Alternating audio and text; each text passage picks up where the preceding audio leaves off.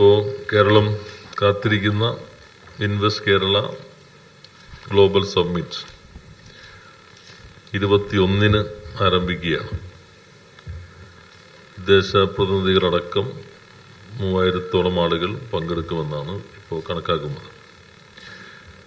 ഏകദേശം 6000-ലധികം ഓൺലൈൻ അപേക്ഷകൾ വന്നിട്ടുണ്ട്. പക്ഷെ നമ്മൾ പ്രൊജക്ട് വെച്ച് സ്ക്രീൻ ചെയ്തിട്ടാണ് ആദ്യം കൺഫർമേഷൻ കൊടുക്കും, പിന്നെ സ്ക്രീൻ ചെയ്തിട്ടാണ് ഓരോരുത്തരെയും പ്രതിനിധികളായി വരുന്നത്. നമ്മൾ ഇൻവൈറ്റ് ചെയ്യുന്ന ആളുകളുണ്ട്. അതിൽ 26 രാജ്യങ്ങളിലെ നയതന്ത്ര പ്രതിനിധികൾ പങ്കെടുക്കുന്നുണ്ട്.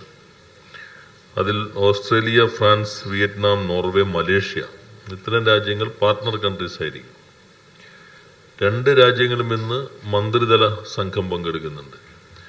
3 രാജ്യങ്ങളിൽ നിന്ന്. ഒന്ന് ബഹ്റിൻ, അവിടുത്തെ മിനിസ്റ്റർ ഓഫ് ഇൻഡസ്ട്രീസ്, അദ്ദേഹത്തിന്റെ നേതൃത്വത്തിലുള്ള സംഘമുണ്ട്.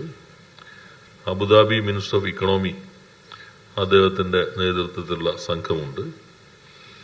പിന്നെ സിംബാബ്വെ വ്യവസായ മന്ത്രി വരുന്നുണ്ട്. അത് നമ്മുടെ കെൽട്രോൺ, അവിടെ കുറെ പ്രൊജക്റ്റുകൾ അവിടെ ചെയ്യുന്നുണ്ട് ഇപ്പോൾ. അപ്പൊ അതും കൂടിയായി ബന്ധപ്പെട്ടിട്ടാണ് സിംബാബ്വെ മന്ത്രി വരുന്നത്.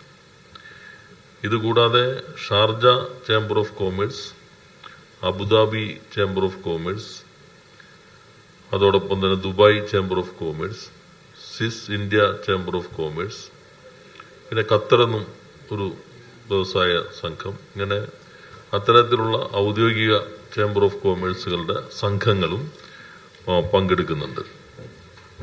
പിന്നെ നമ്മളൊരു 30 സെഷനുകളാണ് ഉദ്ഘാടനം വാലിഡേറ്ററിയും കൂടാതെ 30 സെഷനുകളാണ് നടക്കുന്നത്. അതില് 200-നടുത്ത് സ്പീക്കേഴ്സ് ഉണ്ടായിരിക്കും. എല്ലാ മേഖലയിലും വളരെ പ്രധാനപ്പെട്ട ആളുകളായിരിക്കും അതിൽ പങ്കെടുക്കുന്നത്. ഉദ്ഘാടനം രാവിലെ കൃത്യം 10 മണിക്കാണ് ആരംഭിക്കുക.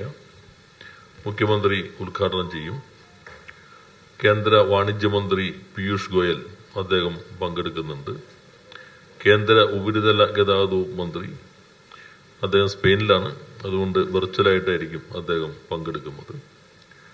ഇതുകൂടാതെ ഇപ്പോഴത്തെ കാല വ്യവസായത്തിൽ പ്രധാനപ്പെട്ട മുന്നുപാധിയാണ് നൈപുണി വികസനം, സ്കിൽ ഡെവലപ്മെന്റ്. സ്കിൽ ഡെവലപ്മെന്റിന്റെ സ്വതന്ത്ര ചുമതലയുള്ള മന്ത്രി ജയന്ത് ചൌധരി അദ്ദേഹം പങ്കെടുക്കുന്നുണ്ട്. ഉദ്ഘാടനത്തിൽ വ്യവസായ വകുപ്പ് മന്ത്രി അധ്യക്ഷനാകും. ഇതുകൂടാതെ മുഖ്യമന്ത്രി ഉദ്ഘാടനം ചെയ്യും.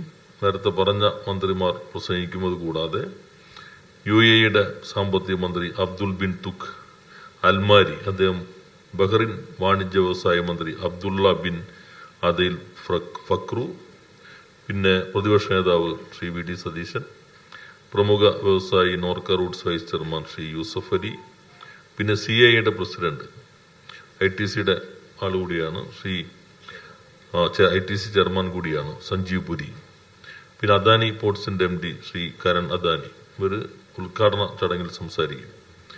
പ്രിൻസിപ്പൽ സെക്രട്ടറി നന്ദി പറയും. പിന്നെ സംസ്ഥാന മന്ത്രിമാർ പങ്കെടുക്കും.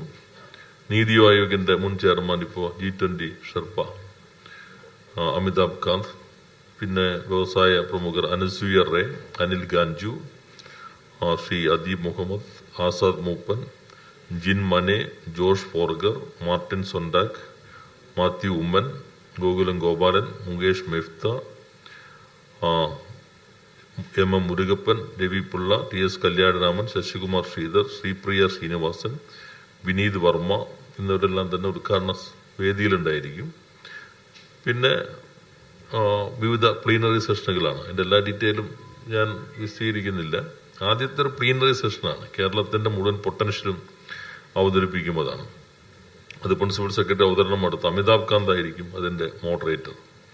പിന്നെ അബിൻ വെബിന്റെ vice president Anasuya Ray, Adani port CEO Ashwini Gupta, Jio പ്ലാറ്റ്ഫോംസിന്റെ CEO Mathew Oommen, Murugappa group executive chairman Shri Murugappan, ITC-ന്റെ CMD നേരത്തെ പറഞ്ഞ ശ്രീ സഞ്ജീവ് പുരി, ഗൂഗിൾ ക്ലൗഡിന്റെ APAC അദ്ദേഹം പങ്കെടുക്കും, CEO ശ്രീകുമാർ ശ്രീധർ. ഇത്രയും ആളുകൾ ആ സെഷനിൽ പങ്കെടുക്കും. പിന്നെ ഓരോ സെഷനുകളുണ്ട്. ഓരോരുത്തരുടെ പേര് ഞാൻ വിശദീകരിക്കുന്നില്ല, എല്ലാം നിങ്ങൾക്ക് നൽകിയിട്ടുള്ള സെഷനിലുണ്ട്.